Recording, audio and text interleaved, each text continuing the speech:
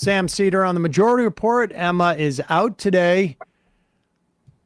Joining us on the program, returning, Ryan Grimm, D.C. Bureau Chief at the Intercept, co-host of Counterpoints, and of course, also one of the best dressed people on this broadcast today. There you go. What do you think of the shirt?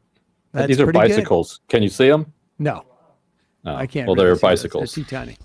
Well, that's all right. Well, then I would say that there's still an opening for me. All right, let's talk about this. I mean, over the past couple of days, there's, I think, there's been slowly a sense that this was happening. But what's your assessment? Let's start with, why Bowman lost. And obviously, we start with the $15 to $20 million that came in from outside expenditure, but there's other reasons too. Yes, and I think it really frustrates some Bowman opponents that AIPAC spent so much money that they just can't claim a clean victory now. Because there's an argument to be made, and you know this district very well, that if AIPAC had just completely stayed out of the race, that there's still a chance that Latimer beats Bowman. In fact, Latimer might even be the favorite going into that race, particularly kind of post-fire alarm Bowman. Latimer's a well-known guy in the area. It's not a flaming left-wing district, but dropping $17 million in there changes the equation. It just does. And so that you can't disentangle that from what it was. I think, there's a couple of interesting things here. One is that Bowman really helped create AIPAC's super PAC. If you remember, in 2020, when he beat Eliot Engel, DMFI, Democratic Majority for Israel, which was kind of a proto-AIPAC super PAC, it was aligned with AIPAC. A lot of AIPAC donors, a lot of AIPAC folks were involved with it. But AIPAC itself did not have a super PAC. That was a threshold that they had not decided to cross yet. The MFI spent $2 million plus trying to beat Jamaal Bowman, and Bowman knocked off Engel anyway. And it was around that moment where AIPAC said, you know what, I think we might need to get into this game ourselves. We can't just leave this to DMFI. And then they came through with their super PAC spending more than any single entity has spent in a congressional race ever. But I think it was, I'm curious for your take on this. Bowman's trip hosted by J Street in 2021 to visit the West Bank, to visit Israel and the West Bank. It seems like that changed him as a person, and changed his understanding of Israel-Palestine politics. Steny Hoyer leads these bipartisan trips every 2 years that are sponsored by AIPAC. And those people get a propaganda trip, and they come back fortified in their support for Israel. Bowman came back, and within a year of that, had even lost J Street's support because he was so appalled by the conditions on the ground that he saw. And for people who kind of see that up close, that's a very common experience. It's one thing to be told it's apartheid. It's another thing to see it with your own eyes. I've had multiple conversations, not on camera, with people who were, I went over there and I was thinking that I was going to have a more nuanced take on what's going on. And I was like, whoa, this is really bad. And yes, I believe that it did, I don't know if radicalize is necessarily the right word, but it certainly honed that. And the other thing that I think people forget too is that district, this is the third iteration of that district. And it is only because in 2022, it was different than it was in 2020. And in 2024, it was different than it was in 2022. And each time it got a little bit more wealthy, wealthy suburbs, people who don't want to maybe have the Trump tax cuts rolled back. I think the Jewish population, and again, probably the more conservative Jewish population grew as well in that instance. And so I think that contributed to this as much as anything, in terms of just like, you got a different demographic that's going on there, and you combine that with that money. I mean, I also think that like Bowman made a strategic decision to run against AIPAC, and this is also, the environment that we're in because of what Israel's doing in Gaza. But Bowman made it seemed to make a very conscious decision to run against the AIPAC money, as opposed to Latimer. And Latimer, right. I think, like, he definitely has obviously deep connections, particularly in Westchester. But the stuff, there was a lot of stuff that he was saying that even for like a normie Dem, like, wait a second. Yeah.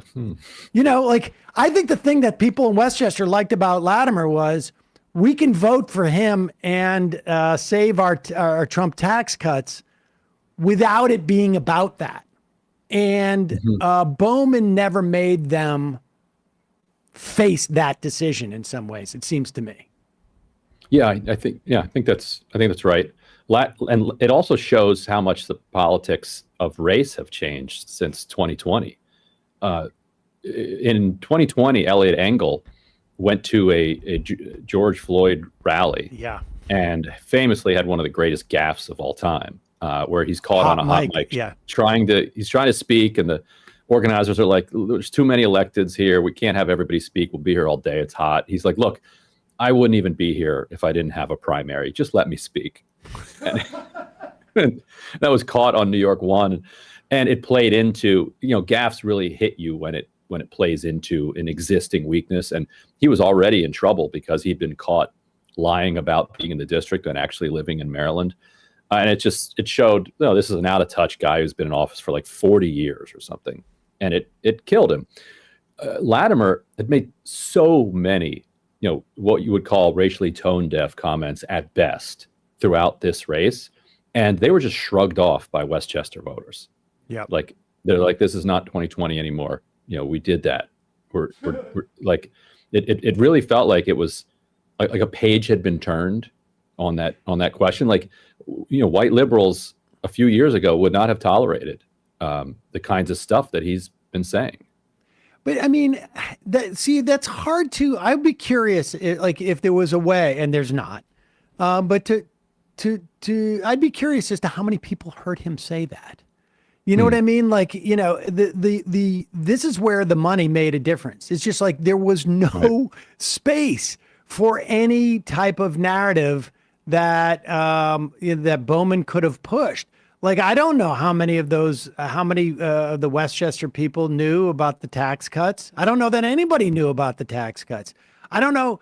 Did they know that Latimer was, driving around in a staff car because when he got into an accident, because his car was unregistered because he had so many parking tickets, that he'd been driving around on a suspended license, that he hired his girlfriend to be a county employee, county job. I mean, there was a lot of stuff there, and I don't know, A, how much the Bowman campaign pushed that, or B, if they made a calculated decision like, we can't change the narrative of this race. We have to sort of play into the fact that the money, we can't fight that money in that way. It felt like YOLO. It felt like Bowman knew he was going to lose and wanted to go down fighting a principled fight. Like, that's what it felt like towards the end. And like, I think you're right. Strategically, when, say, like Summer Lee or Cori Bush are going after their opponents for taking AIPAC money, or Sushila Jayapal out in Portland, like, they don't actually hit AIPAC directly. What they do is they say, this is Republican money, because it is. Like, 90% of it's Republican money. This is Republican billionaire money coming in to mess with the Democratic primary. Because that's what polling shows, like that moves the needle with Democratic voters. There was some polling done in the Portland, Oregon race by one of the campaigns that found that, like, most voters hadn't even heard of AIPAC. So, like, you running against AIPAC, now that might not be the case for a lot of primary voters in Westchester, but in general, saying he has the support of Trump donors is a very damning hit. Saying that they have the support of AIPAC, even among people who support a ceasefire and would call themselves pro-Palestine, it's like they're not motivated necessarily to vote on those on that question. The problem that Bowman had, though, in that situation of saying like he's being supported by Trump money, is that Hillary Clinton and Mondaire Jones come in and basically, neutralize that critique. And so like, he's vote for Latimer, vote for Latimer, and it's like, well, wait a second, is he a Trump? Is he a Trump stalking horse, or is he a Clinton Democrat? And I would how do you think he would have done? Both. Lauren Boebert, was facing a similar situation where she barely got reelected last time and was probably going to lose in her race. She switched districts. What do you think would have happened if Bowman tried to run against Richie Torres? I mean, that at least would have been, I think that would have been an interesting race because still would have gotten 20 million spent against him, but he still would have gotten 20 million spent against him, but it also would have like really filtered into Torres's like the narrative that he was bought and paid for. I mean, it's, Latimer did not make his bones or become a national figure talking about Israel and Gaza. Right. And so it was much harder to tie that in. It became more about they're coming after me as opposed to like putting up their candidate. Right. So it would have been an interesting dynamic, I think, had he done that. I mean, of course, maybe in 2 years. Maybe in 2 years. So let's talk about. I was also struck. I just want to say this too. I'm just like looking at like the Bob Good race, and the Freedom Caucus is about to boot out one of the guys in the Freedom Caucus for endorsing a challenger to Bob Good. And this is after Bob Good looks like he's losing, right? And the way that the Democratic Party has sort of like said, well, we're a little bit more tepid on the idea of challenging incumbents, right? Like Gottheimer should be censured. He should be censured by the caucus. For hypocrisy. For hypocrisy and, for not supporting an incumbent, whatnot. And he won't be, of course. I mean, and Latimer's going to be basically is Gottheimer across the Hudson, essentially. I mean, he's going to be a Joe Manchin figure, I think, within the Democratic caucus, to the extent that happens in Congress. But what happens now in terms of Cori Bush? Like everybody's trying to spin this as if it was about Israel. And it wasn't. Latimer had no Israel ads, as far as I could tell. Yeah. Maybe there are, cohorts in Westchester who were rallying around Israel on some level, but certainly, like at 20,000 feet, it wasn't about Israel. What's going to happen with Cori Bush? Like, does this mean that she's going to see even more money than she would have, or is it? Yeah, and what is she going to take from this? I mean, there's only so much money you can spend in St. Louis on the TV market there, and I think they will figure out how much that is, and they'll spend it because I think they'd love to take out 2, if not 3.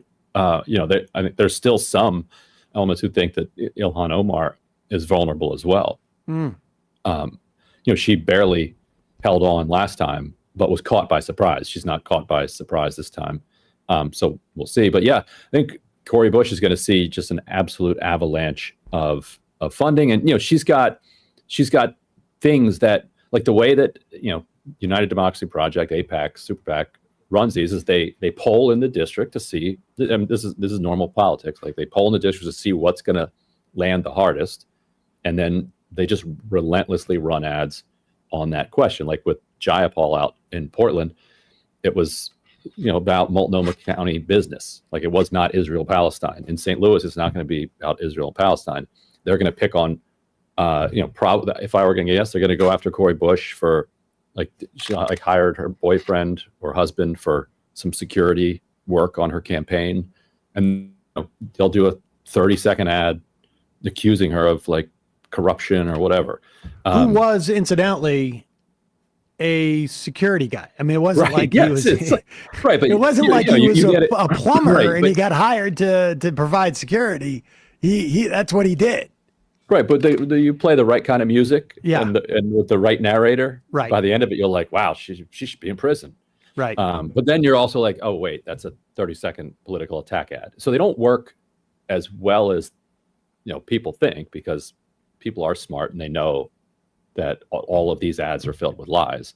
But if you see them constantly, it does damage. They were able to knock 30 points off Nina Turner's polling. They were able to knock something like 25 points, 30 points off of Summer Lee back in 20 not this cycle, but last cycle when she was running, in just a couple of weeks with a couple $1 million in unchecked ads. So it's going to be tough, and she's got a serious opponent. How much has the I don't want to say the defunding, but there's a lot less money in Justice Democrats. There's the Sanders movement has fractured in many ways, not the least of which because of Israel's assault on Gaza. How much is that involved here? Is there's no cavalry cavalry? I can't. Cavalry. How do you say that? Yes, that's a good point, and that gives me a chance to flog my book that I've got back here on the squad. The Summer Lee's race is a really good example. So she was up 25 or 30 points. AIPAC comes in with millions of dollars of attack ads, darkening her skin, saying she's not a good enough Democrat. And without a counter to that, she went from the far and away front runner to neck and neck in the final couple of weeks. But then she was able to get up on air because she had raised a decent enough money and just showed a picture of her on stage with Joe Biden. And she's like, look, I'm a Democrat. Joe Biden thinks I'm a Democrat. And then Justice Democrats J Street, which is very important because J Street was involved at the time. Now they've kind of broken with that coalition. Working Families Party, Indivisible, they put together $1 million or $2 million and were able to get back on the air to counter the AIPAC ads and say, no, Summer Lee's good. And so then her plummet basically stabilized. But if not for that couple $1 million that came from the outside at the end, Summer Lee probably loses. She only won, I think, by triple digits, less than 1,000 votes. And you saw Nina Turner didn't really have that last minute push. And then it ended up losing by a few thousand votes in her race after that avalanche. So I think you're right that there certainly aren't the resources out there. And the Portland race is a good example. That's just a kind of random open seat to replace Earl Blumenauer. And without even disclosing the money until after the race, right, they dropped more than $5 million in that race. Just quietly, $5 million just to wipe out Pramila Jayapal's sister, just because it's her sister. And there was no WFP, Justice Democrats, Indivisible, J Street, kind of couple $1 million ad buy to come in and push back against that. It was just kind of uncontested for the most part. Have you heard, I mean, I imagine Cori Bush's team sees what's happening with Bowman, a couple of months ago and starts to prepare for this. And they start, I don't know how much communication they can have with some of those outside groups, but are there outside groups that are starting to that have been gearing up for this and saying okay, Bowman, we may not be able to go in and do anything, but Cori Bush is going to be the firewall? Yeah, I think they are. The Bush race is winnable in a way that it was going to be much harder to win Bowman. So I think you're right that these Justice Democrats and a handful of WFP and allies are going to put everything that they possibly can marshal into defending her. that's going to be nowhere near what AIPAC can marshal. Now, it should be noted, by the way, Bernie Sanders is sitting on, I think, people can go to Open Secrets and check, about $9 million cash in hand. Like, that's a lot of money. Now, Rashida Tlaib, I think, gave $500,000 to the Defend Bowman effort. She's got a lot more than that, and she doesn't have an opponent, so I have no doubt she's going to come in and support Bush. AOC could as well. She's got fundraising capacity. So with the combination of the existing squad members and the outside groups, if they worked together, they could bring enough money that they're playing at par. Like, they'll still get, they'll still get outspent, but they'd at least be like, have enough to be in the ball game, and that every voter would have at least heard one time, have heard like some pushback. I mean, yeah. The Bowman race feels like it was like 5-1, 6-1. Like that, yeah. Maybe more. I have a feeling like we're gonna find out in this is mailers and 6 weeks. It's gonna be like it was closer to like 12-1. And they had the money to do wild things, like one organization spent like at least $1 million or maybe more registering a couple thousand Republicans and independents. Yes, and registering, and from I think like some of the more orthodox communities, and right. Those are guaranteed votes. I mean, once you start getting into some of like these real sort of any type of fundamentalist community, it doesn't take much to get everybody on buses and be like, you're voting now. Okay. Yeah. I mean, that's literally how it works. Or, we'll see you at here's your ballot, send it in, or give it back. I mean, this is not, that's the beauty of like those type of fundamentalist worlds. It's like, if you need something done, you just tell them and they'll do it. They're going to do it. Yes. Yeah, I read about that. That to me is, I think I saw that. I read that about that effort, I don't know, about 3 or 4 or 5 days ago. And when I saw the early voting numbers, that's what it made me think of. Mm-hmm. Like, there's no way you're getting those type of early voting numbers without somebody sitting there going, is someone paid to be there going, you got to fill out that vote now. And that's what you can do when you've bought up all the airtime and you still have money left.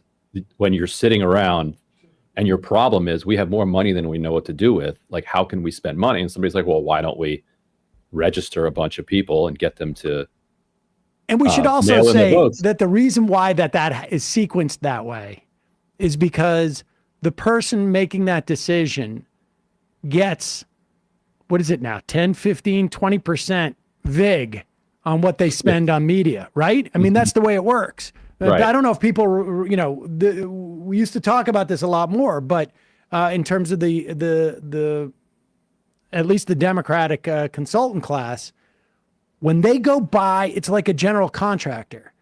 Like the general contractor will I'm going to take 10% on materials and 20% on the subs. And so if you get your, you get your new roof and your plumbing and your HVAC through your general contractor, there's a 20% markup by the time it gets to you. It's the same thing with media buys. That doesn't happen with organizing on the ground. You don't get a markup on that. You just get like some 3% fee or something. Mm-hmm. And so you don't get to that until you've completely, essentially, like drained any opportunity to do the media buys. Yeah, the media buy cartel is incredible, and it's an alliance between the networks, the people that receive the money for the ads, and the people that buy them, and they really have the campaigns by the short and curlies. They're like, look, you want to get your ad up in 2 days, like, I know how to do that, and they're not going to take your call. Like, they're only doing it through me. And they're only doing it through these buyers because the buyers make it worth their while to keep that cartel in place. It's really incredible. There must be so many boats in the Chesapeake Bay that are floating there thanks to this 15% cut that they just take right off the top. Yeah, I mean, you wonder why we have this money and politics problem, and the reason is there's so many people making money off of that money. And boats are expensive to maintain it. To maintain a boat.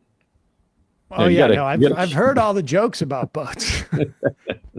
you gotta keep those media buys coming. Well, Worcester is the largest city in the second largest city, I think, in the country, not on a navigable waterway. So I never had that problem. We literally cemented over the Blackstone Canal, but that's another matter for another time. So we should be paying attention to Cori Bush trying to marshal some forces against this.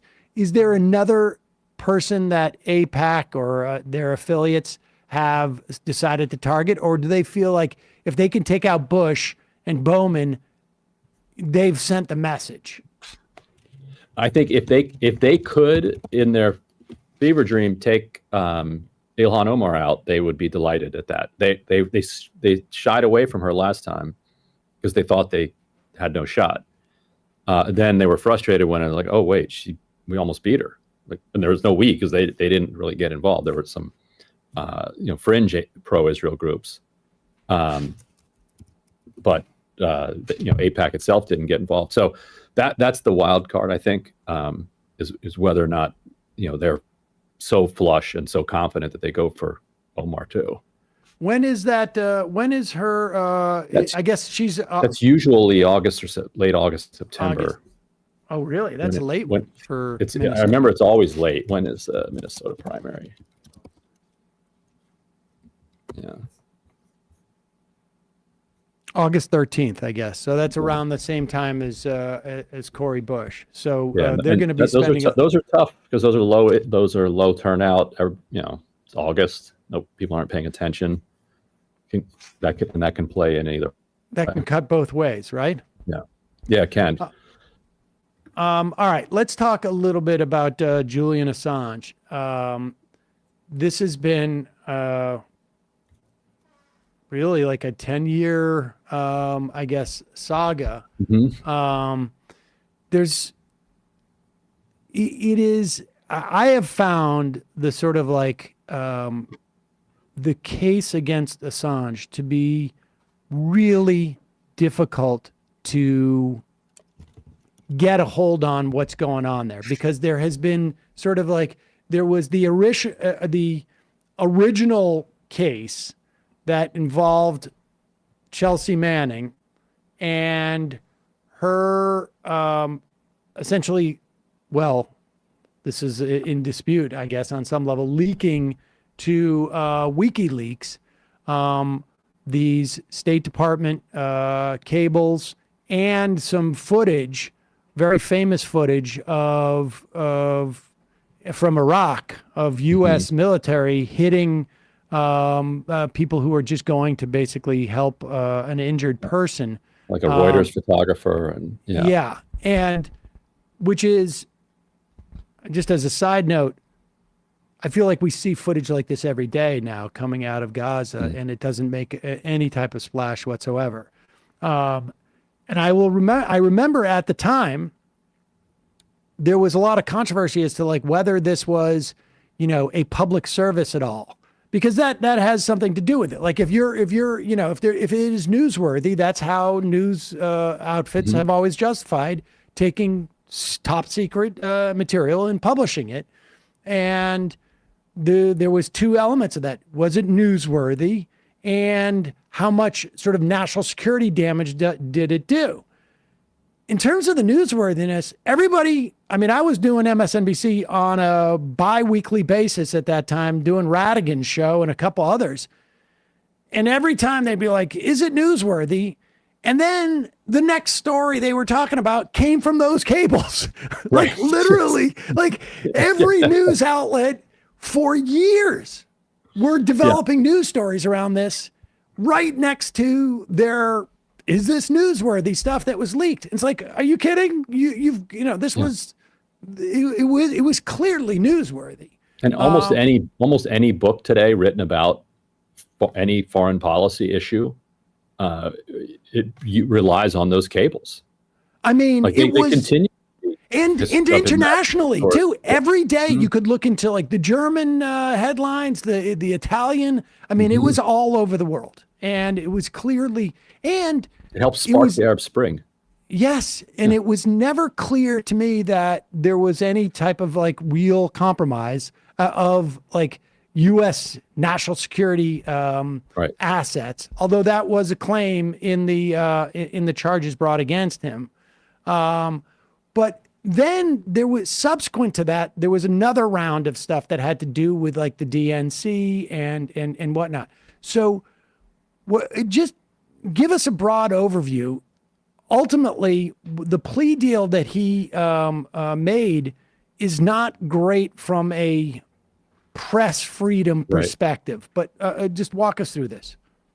So at least a jury didn't, from a press freedom perspective, what we can be grateful for is that a jury did not find him guilty, and an appeals court did not affirm a jury's guilty verdict. Like the only thing that was proved is that if you keep somebody in a maximum security prison in the UK facing extradition for years, they will eventually be willing to plead guilty for their freedom.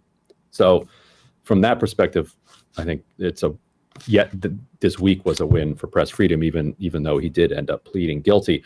Now, on the question of 2016, that actually didn't even show up in the entire underlying indictment. Now, he ended up only pleading guilty to one charge, but even if he had pled guilty to every single thing that he was indicted for, 2016 didn't come up at all. It was only the Chelsea Manning situation, and they also dropped to the publishing charge, which is like that's good from a press perspective. Like 4 or more of the charges were for publishing classified information, and you're like, no, that's not a crime. Like that has never been a crime.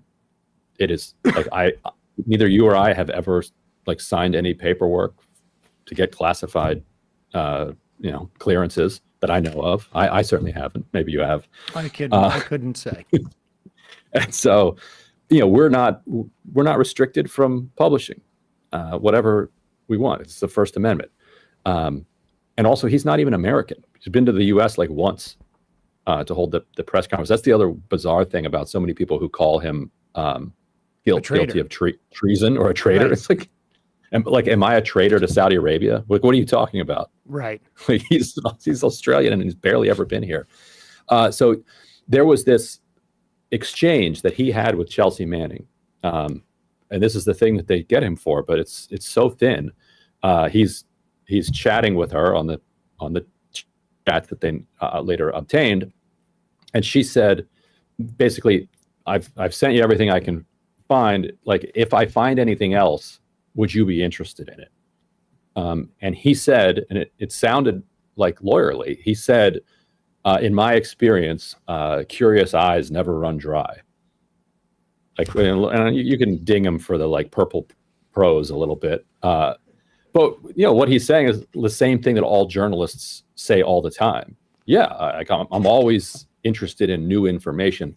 They used that line to say that he was now kind of assisting her in this. Or directing her, or soliciting her to do this, as opposed to being in just receipt of it.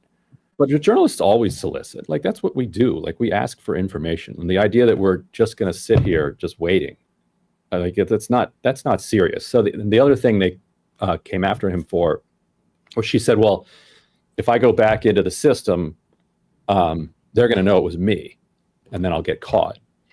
And he's like, well, maybe we can figure out a way to cloak your identity when you go in there. And that's where they say, well, now he's a hacker. Right. Because he tried to help with this. But to me, what about when Woodward and Bernstein, said, all right, let's meet in the parking garage, or I'm going to put a plant, famously, they're like, if I have a plant to the left of my apartment, that means meet me in the parking lot. If it's to the right, it means I can't meet, or whatever. Like, they had their signals set up. Today, we use Signal, we use Proton Mail, and we tell sources how to use Signal and how to use Proton Mail if they don't know how to already use those. That's just basic source protection work. Now he's happens to be a little bit more sophisticated in what he can recommend when it comes to source protection. But if you go to like the New York Times or other places that have secure drop, like there will be instructions on there about how to use secure drop to securely leak to the New York Times. Does that make them hackers complicit in? Well, the difference between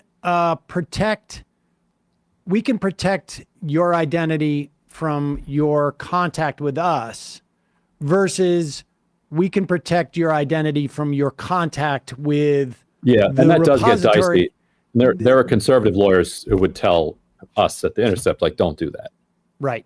I mean, like, that becomes. I have a looser like First Amendment rule around that, but you're right. It's that's hazier. a grayer area. But he said that lawyerly thing, and it reminds me, like, we had a guy at Air America who I think, it's public knowledge. The guy's been arraigned at the very least in Guam. He had a controversy about a bunch of other things. And I remember asking like one of the other executives who was there after this guy left, like, what was the deal with that guy? And he goes, my lawyer has said the best way to avoid litigation is to say this: I would not let that guy clean my toilet with a toothbrush.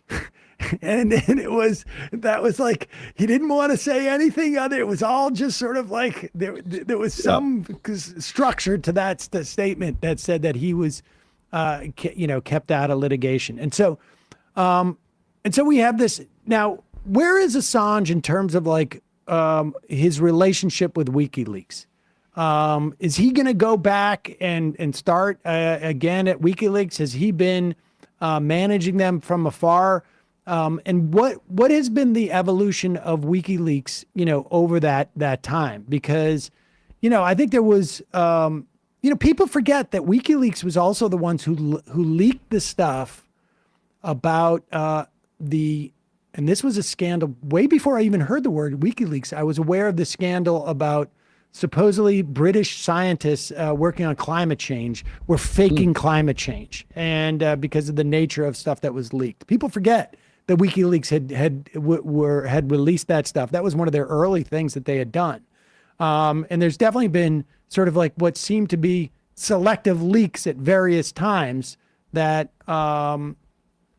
are not as much about transparency as I think like at different times their mission has been.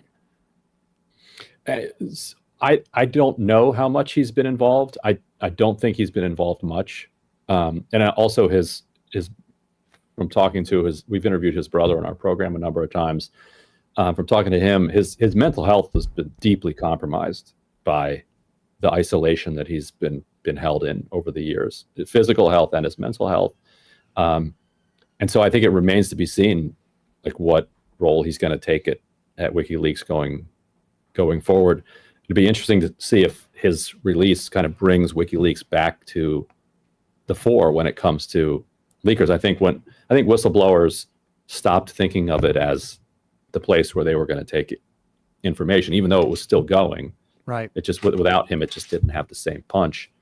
So we'll see. Maybe it comes back. From your perspective, and I haven't followed this as closely as I had maybe 5 or 6, 7, 8 years ago, or more.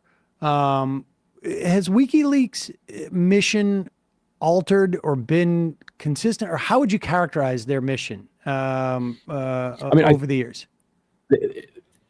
What he has said, and I think it's worth considering this. Like, so he was whacked in 2016 for why didn't you leak Hillary? Why didn't you leak Donald Trump's emails? Like, why didn't you go after the Republicans?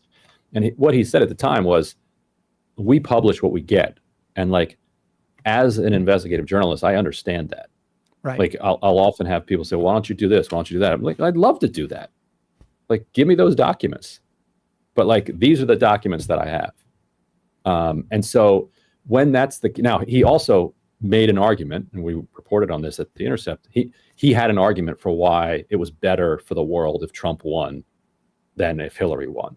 And he hated Hillary. Like, there's no question, like, those things are true. But it's also true that if he doesn't get leaked those emails. He doesn't do Hillary's emails. Like he didn't go out hunting for them.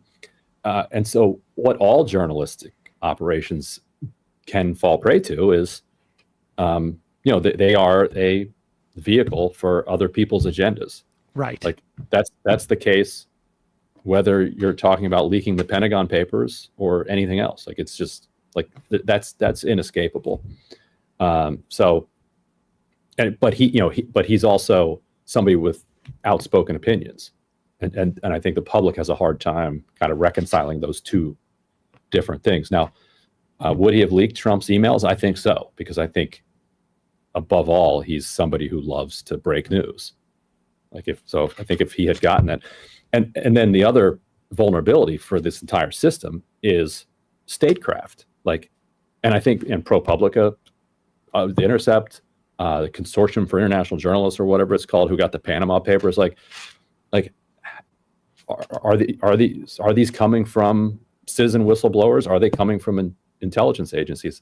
I think some of the leaks that we've gotten have come from various intelligence agencies. Can't prove it, but I suspect and they have an agenda. Like, we want to discredit this we don't part like of the our Emiratis, government or that like, government or whatnot. Wasn't there any type of contact between WikiLeaks and the Trump, if not campaign, those who orbit the campaign? I mean, to me seems to be the most controversial stuff in terms of where Stone, I get the idea of I happen to have an opinion that I don't like this politician, and maybe that's why somebody knows that I'm a good person to distribute this stuff, but I would have distributed it, if I had gotten other stuff. I get that. I mean, it's better to keep your opinion to yourself in that way, so that you don't, you can't be, people don't think that question, why your motive's there. But it's another thing to also in some way give a heads up to that other candidate or their team that hey, this is dropping, so use it.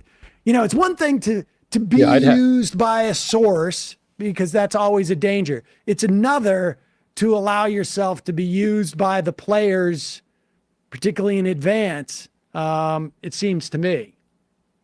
Yeah, I'd have to go back and look at the exact details of that, but I feel like there was some communication with Donald Trump Jr. It's a tiny amount. Stone, I think. And there was definitely Roger Stone was claiming that he had some contacts, and you always have to take everything Roger Stone says with a grain of salt. He had that famous tweet where he said, "Podesta, your time in the barrel is coming up." Don't do that. That's a pretty good guess. Yeah. Right. I mean, I tend to think that why, that's a pretty good guess. Yeah. And why, Roger Stone's such a moron. Why are you even saying that? Also, they didn't need WikiLeaks, even if they were trying to help the Trump campaign, teeing them up and tipping them off. What does it even help? It's a bunch of clowns running that operation. Well, I know, but that's not the way you assess the principle is the principle is right. You don't want to be coordinating.